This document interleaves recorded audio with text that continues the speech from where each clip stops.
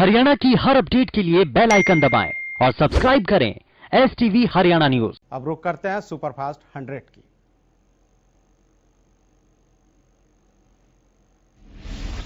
कृषि कानूनों के खिलाफ किसानों का आंदोलन 118वें दिन भी जारी। लगातार 118 दिनों से किसान दिल्ली की सीमाओं पर डटे हुए हैं और कृषि कानूनों को रद्द करने की मांग कर रहे हैं। इसी बीच मंगलवार को किसानों ने शहीदी दिवस मनाया।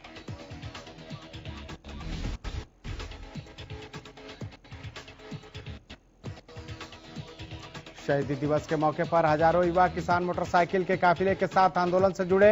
इस दौरान बुजुर्गों को साफा और पगड़ी बांधकर सम्मानित किया गया। दरअसल बुजुर्ग लगातार आंदोलन में शुरुआत से ही डटे हुए हैं।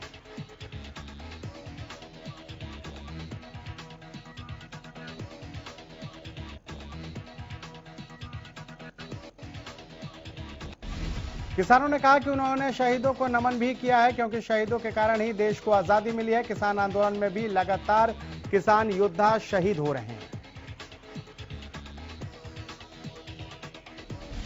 किसानों ने कहा कि सरकार कोई सुध नहीं ले रही है, लेकिन आखिरी सांस तक किसान कृषि कानूनों के खिलाफ लड़ाई लड़ता रहेगा और जब तक कानून वापसी नहीं होगी, किसान घर वापसी नहीं करेगा। पंचकुला में संयुक्त किसान मोर्चा ने शहीदी दिवस को किसान युवा दिवस के रूप में मनाया। चंडी मंदिर स्थित टोल प्लाजा पर धरना प्रदर्शन कर रहे किसानों ने शहीद भगत सिंह, राजगुरु और सुखदेव को याद किया। इस दौरान किसानों ने शहीदों को नमन करते हुए श्रद्धांजलि दी। बता दें कि कृषि कानून के विरोध में किसान आंदोलन कर रहे हैं और तीनों कानूनों को रद्द करने की मांग कर रहे हैं। इस दौरान मौके पर पुलिस बल भी तैनात रहा। किसानों ने मंगलवार को गधोला मिल्क माजरा टोल पर शहीदी दिवस मनाया। किसानों ने सबसे पहले शहीदों की याद में हवन यज्ञ किया। सभी किसान देशभक्ति के रंग में नजर आए। किसानों ने शहीद भगत सिंह की तरह पगड़ियां बांधकर कार्यक्रम किया। किसानों ने कहा कि हम अपने शहीद भगत सिंह, राजगुरु, सुखदेव सबको श्रद्धांजलि दे रहे हैं, जिन्होंने अंग्रेजों से लड़कर अपना बलिदान देकर आजादी दिलवाई। उन्होंने कहा कि मौजूदा समय में हमारे 300 से अधिक किसान आंदोलन में शहीद हो चुके हैं। किसानों ने कहा कि हम इन कानूनों के खिलाफ फांसी चढ़ने को तैयार हैं। 26 को भारत बंद होगा। रेलवे ट्रैक, बाजार, हाईवे जाम, जो भी संयुक्त किसान मोर्चा जो भी रणनीति बनाएगा, उसको लेकर बाजारों में अपने व्यापारी भाइयों से भी अपील करेंगे।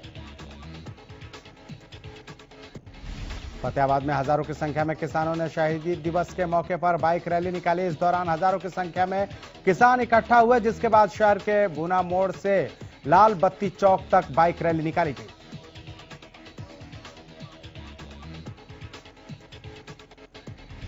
शहीदी दिवस के मौके पर टिकरी बॉर्डर पर किसानों की भीड़ उमड़ी। इस दौरान पीली पगड़ी में युवा और पीली चुन्नी में महिलाएं भी पहुंची। वहीं युवा किसानों ने कहा कि कृषि कानून वापसी होने तक संघर्ष जारी रहेगा।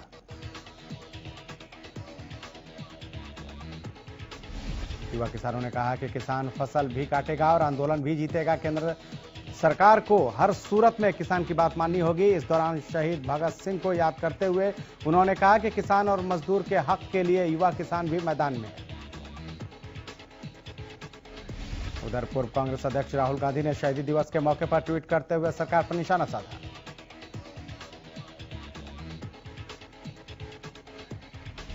राहुल गांधी ने ट्वीट करते हुए लिखा कि बॉर्डर पर जवान, दिल्ली सीमा पर किसान और उनकी शहादत को अपमान का केंद्र सरकार जवाब दे।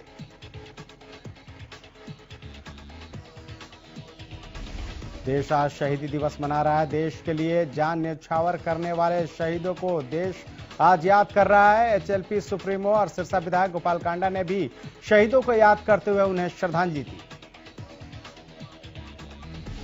विधायक गोपाल कांडा ने ट्वीट करते हुए लिखा, लड़े वो वीर जवानों की तरह, ठंडा खून भी फौलाद हुआ, मरते मरते भी कई मार गिराए, तभी तो देश आजाद हुआ। भारत मां के वीर सपूतों को शहीदी दिवस पर शत शत नमन।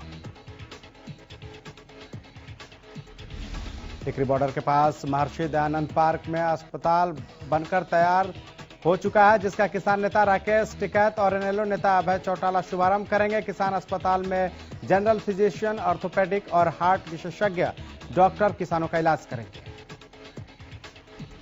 बता दें कि अभय चौटाला ने टिकरी बॉर्डर पर 50 बेड का किसान अस्पताल बनाने का ऐलान किया था।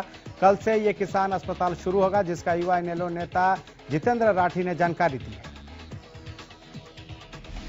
देश आज शहीद भगत सिंह, राजगुरु सुखदेव की आजादी की शहादत को याद कर रहा है। गोहाना के गढ़ी उज्जाले खां गांव में मंगलवार को शहीदों के परिजनों के लिए सम्मान समारोह का आयोजन किया गया। इस दौरान गोहाना और बड़ौदा हल्के के क्षेत्र से करीब 27 शहीदों के परिजनों को सम्मानित किया गया। वहीं भारतीय सेना के कर्नल पवन कुमार ने कहा कि इस इलाके से करीब 40 जवान शहीद हुए हैं। उनके परिवार वालों को सेना के तरफ से जो बन सकेगा वो करेंगे। शहीदों ने जो देश की रक्षा करते हुए अपने प्राण दिए, उनके परिवार वालों को कोई भी दिक्कत ना हो, इसके लिए जिला उपायुक्त से अपील की गई।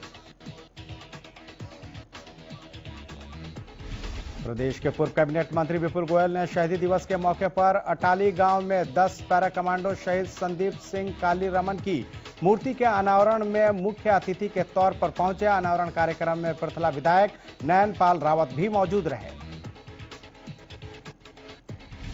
इस दौरान विपुल गोयल ने कहा कि शहीदों के आश्रितों के लिए और दूसरे जरूरतमंद लोगों के लिए उनके दरवाजे हमेशा के लिए खुले हुए हैं। शहीदी दिवस के मौके पर उन सभी शहीदों को हम नमन करते हैं जिन्होंने देश के लिए शहादत दी है। उन्होंने कहा कि वे 26 जनवरी पर शहीद के परिवार से मिलने के लिए आए थे, तो उस समय ग्रामीण भी वहां मौजूद थे और वहां पर फैसला लिया गया था कि शहीद संदीप काली रमन की मूर्ति का अनावरण किया जाएगा, तो उन्होंने भी उनके साथ मिलकर आज इस मूर्ति का अनावरण किया है। किसानों पर दिए गए अपने एक बयान को लेकर बीजेपी के राज्यसभा सांसद रामचंद्र जांगड़ा ने किसानों से माफी मांगी है। दरअसल राज्यसभा सांसद रामचंद्र जांगड़ा ने बॉर्डर पर बैठे किसानों को लेकर विवादित बयान दिया था, जिसके बाद पंचायत में फैसला लिया गया था कि सांसद को अपने बयान को लेकर 4 दिनों के अंदर किसानों से माफी मांगनी होगी। साथ ही सोशल मीडिया पर आकर अपने बयान को वापस लेना होगा। लेकिन कुछ देर बाद ही रामचंद्र जांगड़ा ने किसानों से माफी मांगी है। दरअसल उन्होंने कहा था कि बॉर्डर पर मुफ्त की रोटियां खाने वाले और शराब पीने वाले बैठे हैं, उनको गांव में भी कोई पूछता नहीं है। असली किसान तो कब के घर लौट चुके हैं। सांसद का ये वीडियो जमकर वायरल हुआ था। डबवाली के स्कूल में बीजेपी के कार्यक्रम का किसानों ने विरोध किया। इस दौरान कार्यक्रम स्थल पर किसानों ने पहुंचकर जमकर नारेबाजी की, जिसके चलते कार्यक्रम रद्द करना पड़ा।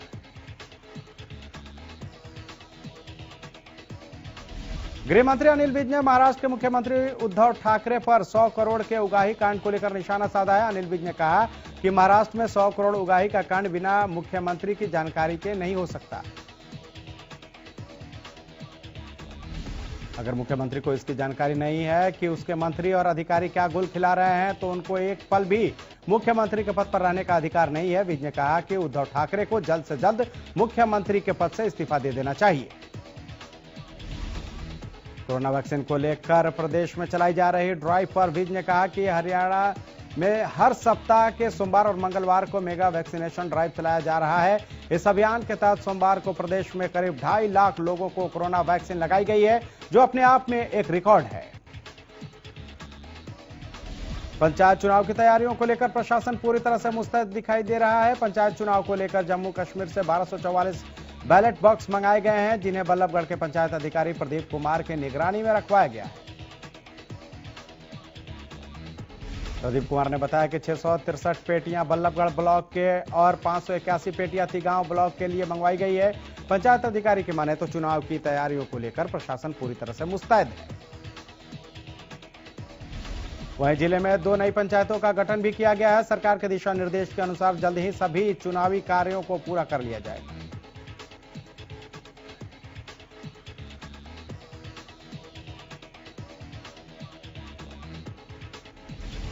मनोहर सरकार ने बेशक हरियाणा के बेरोजगार युवाओं को निजी क्षेत्र में 75% आरक्षण का कानून बनाकर बड़ा सियासी दांव खेला हो, लेकिन यही सियासत अब मनोहर सरकार की मुश्किलों का बड़ा कारण बनती हुई दिखाई दे रही है। नेस्कॉम ने मनोहर सरकार को आरक्षण मुद्दे पर चेताते हुए अपील की है कि अगर जल्द 75% आरक्षण को लेकर कोई फैसला नहीं हुआ तो 400 से 500 कंपनियां, जिसमें आईटी, बीपीओ, ऑटोमोबाइल सेक्टर या गारमेंट्स उद्योग शामिल हैं, गुरुग्राम या अन्य जिलों से पलायन कर नोएडा, राजस्थान या अन्य राज्यों का रुख कर सकते हैं। इस मामले में नेस्कॉम के प्रतिनिधि विनोद सूद की माने तो इन तमाम पलायन करने वाली कंपनियों में 4 से 5 लाख कर्मचारी काम करते हैं। ऐसे में सरकार को इस बारे में फिर से विचार कर आरक्षण को खत्म करने की दिशा में काम करना होगा, अन्यथा उद्योगों को लेकर हालात बदतर हो सकते हैं। हरियाणा कर्मचारी चयन आयोग में नियुक्ति हुई है। दरअसल भोपाल सिंह को HSSC का चेयरमैन बनाया गया है। वहीं कमलजीत सैनी, विजय कुमार, सत्यवान शेरा, विकास दहिया और सचिन जैन को सदस्य बनाया गया है। कोरोना वैक्सीनेशन के अभियान को लेकर भारत सरकार ने बड़ा और अहम फैसला लिया है। देश में 1 अप्रैल से वैक्सीनेशन का दायरा बढ़ाया जा रहा है। अब 45 साल से अधिक उम्र वाले हर व्यक्ति को कोरोना की वैक्सीन लग सकेगी।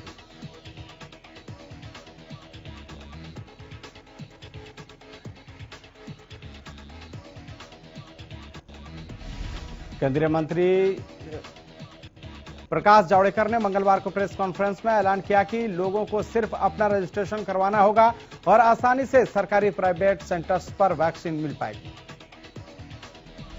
इस दौरान उन्होंने बताया कि देश में अब तक 4.85 करोड़ लोगों को वैक्सीन लगाई जा चुकी है, जबकि करीब 80 लाख लोगों को कोरोना की दूसरी डोज भी लगाई जा चुकी है। प्रकाश जावड़ेकर ने कहा कि बीते दिन ही देश में कुल 32 लाख कोरोना वैक्सीन की डोज लगाई गई। हरियाणा में फिर कोरोना के मामलों में बढ़ोतरी हो रही है। बीते 24 घंटे में 865 नए मरीजों की पुष्टि हुई है, जिसमें गुरुग्राम में 121, करनाल में 116, अंबाला में 90 और यमुनानगर में 89 नए मामले सामने आए हैं। वहीं पंचकुला में 78, कुरुक्षेत्र में 73 नए मामलों की पुष्टि हुई है। वहीं प्रदेश में अब तक 3101 मरीजों ने कोरोना से जान गंवाई है। इसके साथ ही हरियाणा में कुल आंकड़े 2,80,693 पहुंचा है, जबकि एक दिन में 519 मरीजों ने कोरोना को मात दी है। मंगलवार को चंडीगढ़ में शिक्षा मंत्री कंवरपाल गुर्जर ने मीडिया से बातचीत के दौरान स्कूल खुलने और कोरोना को लेकर एहतियात बरतने जैसे मुद्दों पर बात की। कंवरपाल गुर्जर ने कहा कि हरियाणा में स्कूल बंद करने का अभी कोई फैसला नहीं लिया गया है। अभी कोरोना को लेकर स्थिति ठीक चल रही है। अगर आगे स्थिति बदलती है तो फैसला बदला जा सकता है। फिलहाल सरकार का कोई ऐसा इरादा नहीं है। वहीं नए सत्र को लेकर शिक्षा मंत्री ने कहा कि उसकी पूरी तैयारी कर ली गई है। पहली से दूसरी क्लास के एग्जाम के बारे में जानकारी देते हुए शिक्षा मंत्री ने बताया कि ये एग्जाम मौखिक होंगे। वहीं कई जगह किसानों द्वारा किए जा रहे कोरोना वैक्सीन के विरोध को लेकर उन्होंने कहा कि न कोरोना वैक्सीन में कोई कमी है, न ही किसान कानून में। इन दोनों का विरोध बेवजह हो रहा है। भिवानी जिला प्रशासन ने सब डिवीजन लेवल पर कमेटियों का गठन कर कोरोना महामारी की रोकथाम के लिए अपने कोशिशें तेज कर दिए हैं। भिवानी के उपायुक्त जयवीर सिंह आर्य ने बताया कि कोरोना से लड़ने के लिए सब डिवीजन लेवल पर कमेटियों का गठन किया गया है, जिसमें सब डिवीजन मजिस्ट्रेट को चेयरमैन, डीएसपी और सीनियर मेडिकल अफसर को सदस्य बनाया गया है, जो भिवानी जिले के अपने अपने सब डिवीजन और कोविड और उसकी चिकित्सा संबंधी गाइडलाइन को पालन करवाने का काम करेंगे। बहादुरगढ़ में देश भर के जाने माने शिल्पकारों का मेला लगा हुआ है। शिल्प गुरु और नेशनल अवार्ड धारक शिल्पकार मेले में अपनी कलाकृतियों और कला से लोगों को खूब मोहित कर रहे हैं। इन्हीं शिल्पकारों में बहादुरगढ़ के सिद्धस्थ शिल्पियों का बोंदवाल परिवार भी शामिल है। बोंदवाल परिवार के बेटे नेशनल अवार्डी चंद्रकांत बोंदवाल भी अपनी वुड कार्विंग की कलाकृतियां लेकर मेले में शामिल हुए। शिल्प मेले में लकड़ी की तलवार को एकता का प्रतीक बनाते हुए हाथियों की कतार भी लोगों को खूब मोहित कर रही है। आपको बता दें कि बोंदवाल परिवार को वुड कार्विंग की कला में अब तक 5 नेशनल अवार्ड मिल चुके हैं। प्रदेश में सोमवार देर रात बारिश के साथ ओलावृष्टि हुई। इलाके के किसान इस बात से परेशान हैं कि बारिश और ओलावृष्टि की वजह से भारी नुकसान होने की आशंका है। खेतों में बहुत से फसलें पककर तैयार हैं और फसलों की कटाई भी शुरू हो गई है। ऐसे में हुई बारिश के साथ ओलावृष्टि से पकी हुई फसल बर्बाद होने के पूरे आसार हैं। किसान अपने खेतों में हुए नुकसान का आकलन कर रहे हैं और जल्द ही प्रशासन को इसकी सूचना देने की तैयारी में है। यमुनानगर में किसानों के खेतों में इस्तेमाल होने वाली यूरिया खाद की कालाबाजारी का मामला सामने आया है, जिसको लेकर सीएम फ्लाइंग की टीम ने एक गाड़ी को कब्जे में लिया है। बताया जा रहा है कि जिस गाड़ी को सीएम फ्लाइंग ने कब्जे में लिया है उसकी नंबर प्लेट को भी बदला हुआ था ताकि खाद मालिक और गाड़ी मालिक की जल्दी से पहचान न हो सके। वहीं गाड़ी चालक ने बताया कि वो इस खाद को प्लाईवुड फैक्ट्री में छोड़ने के लिए जा रहा है। फिलहाल कृषि विभाग ने यूरिया खाद का सैंपल लेने के बाद कार्रवाई शुरू कर दी है। गुरुग्राम नगर निगम की बैठक में मंगलवार के दिन मीट की दुकानों को बंद करने के फैसले के मद्देनजर प्रशासन ने कई इलाकों में मीट की दुकानों को बंद करवाया। हालांकि मस्जिद इलाके में प्रशासन को मीट दुकानदारों के विरोध का सामना करना पड़ा। विरोध के बावजूद प्रशासन के सख्त रवैये के बाद दुकानदारों को दुकानें बंद करनी पड़ी, लेकिन नगर निगम की कार्रवाई को लेकर मीट शॉप संचालकों में नाराजगी देखी गई। मस्जिद मीट शॉप एसोसिएशन के प्रधान ताहिर खान का कहना है कि वो मंगलवार को मीट खाएं या शुक्रवार को, यह हर नागरिक का निजी मामला है। उन्होंने कहा कि हमारा संविधान हमें किसी भी दिन कुछ भी खाने पीने की छूट देता है, ऐसे में प्रस्ताव पास करना संविधान के खिलाफ है। वहीं मीट एसोसिएशन के प्रधान ताहिर खान की माने तो जल्द इस मामले को लेकर नगर निगम कमिश्नर और डीसी गुरुग्राम से मिल सकते हैं। कहीना सब डिवीजन लेवल पर बनने वाले कोर्ट भवन का मंगलवार को हाई कोर्ट के जस्टिस हरिपाल वर्मा ने शिलान्यास किया, जिसके बाद कोर्ट के लिए बनने वाले भवन का मंत्र उच्चारण कर भूमि पूजन किया गया और शिलान्यास किया गया। इस मौके पर जस्टिस हरिपाल वर्मा ने कहा कि यहां के लोगों को न्यायिक भवन का काफी सालों से इंतजार था, जो खत्म हो गया है। न्यायिक भवन बनने के लिए कई साइटों का आवेदन करने के बाद इस जगह को चुना गया है।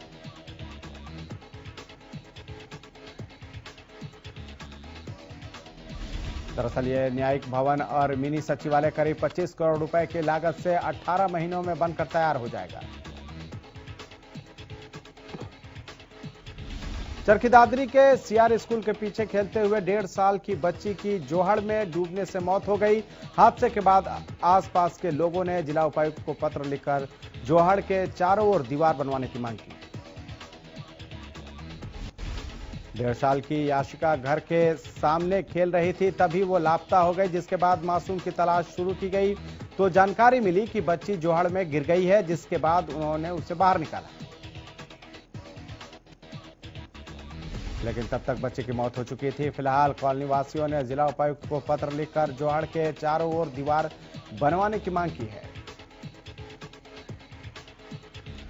सिरसा नारकोटिक्स कंट्रोल ब्यूरो ने 5 लोगों को काबू किया है, जिनके पास से पुलिस को 5 किलोग्राम अफीम बरामद हुई है। पकड़ी गई अफीम की कीमत बाजार में 10 लाख रुपए बताई जा रही है।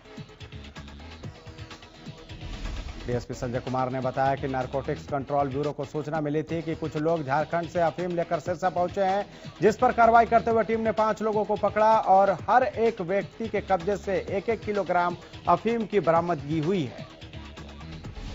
अंबाला में गुरु और शिष्य के रिश्ते को कलंकित करने का मामला सामने आया है। दरअसल एक 14 साल की नाबालिग के साथ ट्यूशन टीचर ने ही दुष्कर्म की वारदात को अंजाम दिया, जिसकी शिकायत नाबालिग ने जब अपने परिजनों से की तो परिजनों ने पुलिस को मामले की शिकायत दी। परिजनों का आरोप है कि पिछले 2-3 महीने से उनकी बेटी को ट्यूशन पढ़ाने वाला युवक उसके साथ दुष्कर्म कर रहा था और उनकी बच्ची को डरा धमका रहा था।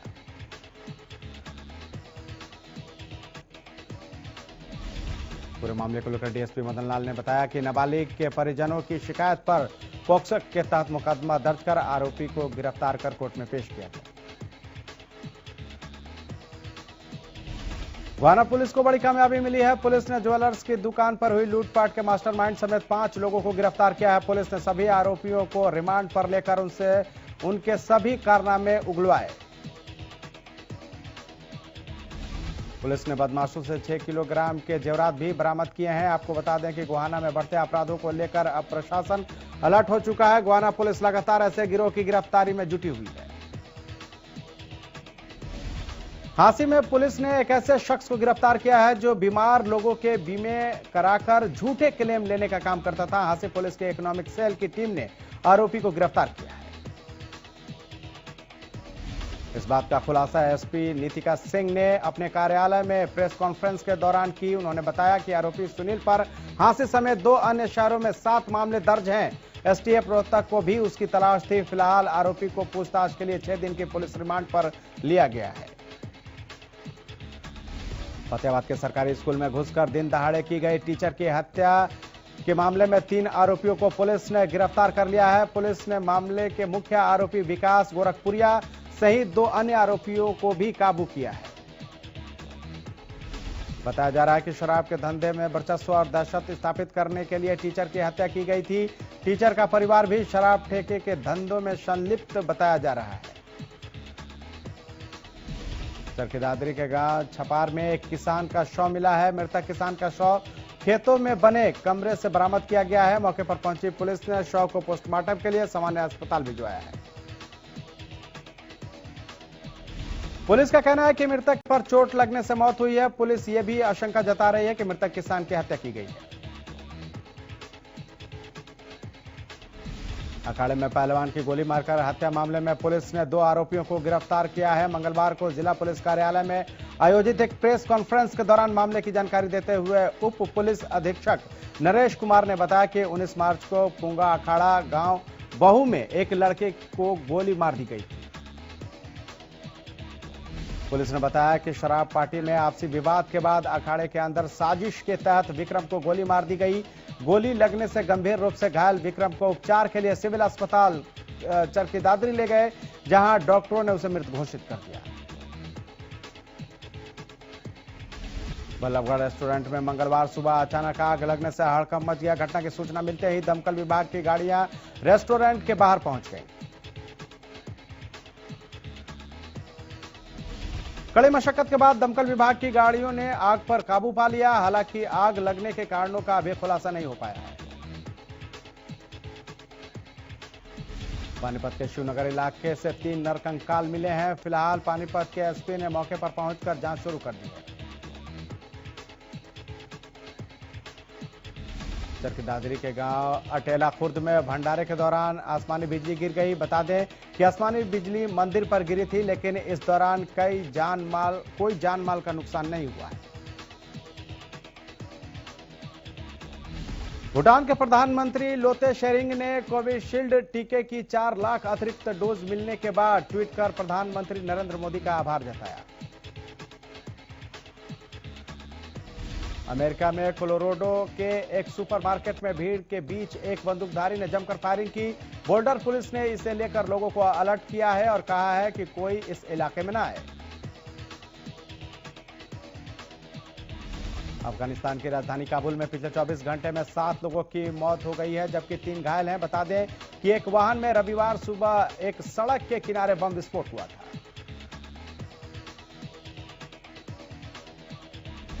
सोने और चांदी की कीमत में गिरावट दर्ज की गई है। राष्ट्रीय राजधानी में आज सोना 302 रुपए गिरकर 44,269 रुपए प्रति 10 ग्राम पर पहुंच गया। चांदी में भी भारी गिरावट देखने को मिली है। चांदी 1533 रुपए गिरकर 65,319 रुपए प्रति किलोग्राम पर पहुंच गई है।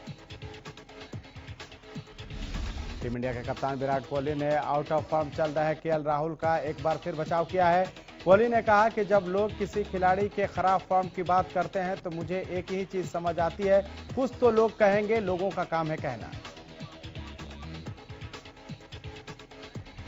2 साल में लगातार चौथा मौका है जब युवा सोनम मलिक ओलंपिक कांस्य पदक विजेता साक्षी मलिक पर भारी पड़ी हैं। हरियाणा की सोनम ने अपने ही राज्य की साक्षी को 8-7 के नजदीकी अंतर से हराकर एशियन ओलंपिक क्वालिफायर और सीनियर एशियन कुश्ती चैंपियनशिप का टिकट हासिल किया।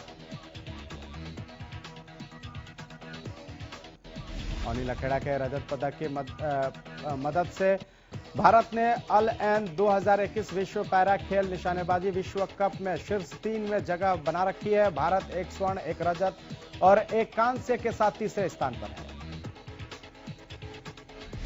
तेलंगाना में चल रहे 47वें जूनियर राष्ट्रीय कबड्डी चैंपियनशिप के दौरान एक बड़ा हादसा हो गया। सोमवार को चैंपियनशिप के दौरान दर्शकों से भरे स्टेडियम की गैलरी ढह गई, जिसकी वजह से वहां मौजूद कई लोग घायल हो गए। भारतीय टीमों को विदेश में टूर्नामेंट खेलने की अनुमति मिलने के बाद अब तक का सबसे बड़ा कोरोना संक्रमण का मामला सामने आया है। तुर्की में बोस्फोरस टूर्नामेंट खेलने गई 20 सदस्यीय भारतीय मुक्केबाजी टीम के 8 सदस्य कोरोना संक्रमित पाए गए हैं। दिवंगत अभिनेता सुशांत सिंह राजपूत की फिल्म छिछोरे के लिए उनको सर्वश्रेष्ठ फिल्म का राष्ट्रीय पुरस्कार मिला है। बेटे की फिल्म को पुरस्कार से सम्मान मिलने के बाद उनके पिता के सिंह ने कहा कि उन्हें आज अपने बेटे पर बहुत गर्व है।